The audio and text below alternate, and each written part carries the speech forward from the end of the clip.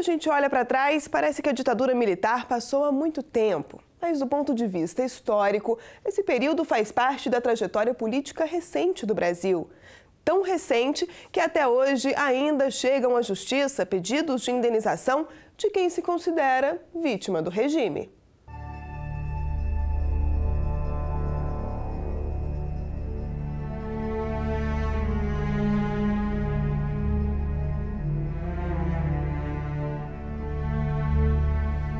Isso aqui para nós é um símbolo de luta, é a maior luta, mostrar que essas pessoas perderam suas vidas e muitos aí estão com sequelas, sofrem até hoje por esse país, que não se exilaram, não foram para outros países. Nós ficamos, nós fomos para a tortura, aguentamos. Tanta coragem custou caro a Expedito.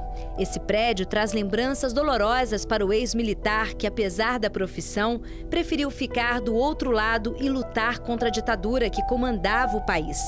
Em 1966, ele chegou a ser preso e torturado. Aqui funcionava a sede do antigo DOPS, o Departamento Estadual de Ordem Política e Social, um lugar de violência e terror. Eu fui torturado, não só apanhei, como também fui colocado na maldita mesa elástica, que dilacerava a sua coluna. Eu me rastejava, fiquei sem andar, eu perdi o controle das pernas. Hoje o antigo prédio abriga o Memorial da Resistência de São Paulo. O local virou um dos símbolos da repressão. Expedito lembra que passou 12 dias preso em uma cela como esta.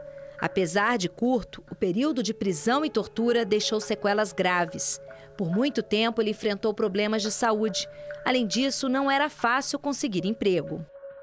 Todas as áreas que nós procurávamos o emprego, não conseguíamos, porque o nosso nome constava no SNI. Assim como Expedito, muitos militantes foram perseguidos, presos e torturados. Rita conheceu de perto essa realidade. A advogada tinha 2 filhos quando foi presa. Foram 11 meses na cadeia. Nesse período, ela teve como companheira de cela a presidente Dilma Rousseff. Fiquei presa com a presidenta do país. E você chegou a ter contato com ele? Morávamos na mesma cela. Quem de alguma forma foi vítima da ditadura hoje está amparado pela lei da anistia. A norma prevê que o Estado pague pelos abusos cometidos no passado. Um acerto de contas que passa pela indenização dessas pessoas. Rita faz parte da comissão que analisa os pedidos que chegam ao Ministério da Justiça. No momento em que o Estado pede perdão pelo ato, pelos crimes e pelos atos que eles cometeu contra mim, e também tá dizendo para os meus filhos que eu tinha todo o direito de ter uma opção política e de fazer o que eu fiz, apesar das dificuldades grandes que eles sofreram. Só nos últimos 10 anos foram mais de 70 mil pedidos de anistia. Pelo menos 10 mil ainda serão julgados. Segundo dados da comissão, cerca de 38 mil pessoas já receberam benefício.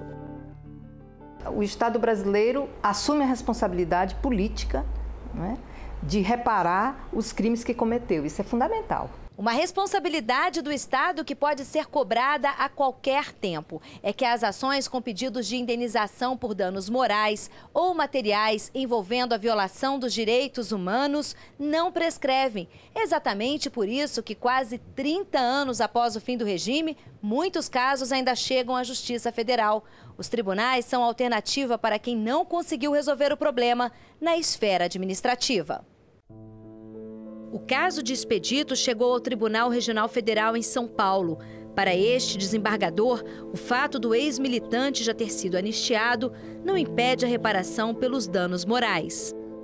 O dano moral tem fundamento na Constituição Federal, que é exatamente toda o desgaste que ele teve no patrimônio moral dele pelo fato de ter sido perseguido, pelo fato de ter sido torturado, pelo fato de, como ex-integrante das Forças Armadas, ter sido exposto como comunista, como terrorista, coisas que desgastaram completamente a estrutura, o patrimônio jurídico moral dele, que ele busca resgatar nessa ação. Casos como este não são novidade para o desembargador, que no auge da ditadura condenou o Estado a indenizar a família de Vladimir Herzog. O jornalista foi preso e assassinado em outubro de 1975. Na sentença histórica, ele determinou a abertura de um inquérito policial para que os responsáveis pelo crime fossem punidos. Foi um fator importante para apressar a redemocratização. É o Estado condenando o próprio Estado, vale dizer, o Judiciário condenando a União Federal a não permitir totalitarismo e atos de arbítrio. A reparação não pelo tanto do montante financeiro, mas por questão de provar que eu, cidadão brasileiro, tenho caráter, tenho honra, porque o que nós vivíamos na época da ditadura era horrível, era o horror. O que fizeram conosco foi covardia, foi coisa monstruosa.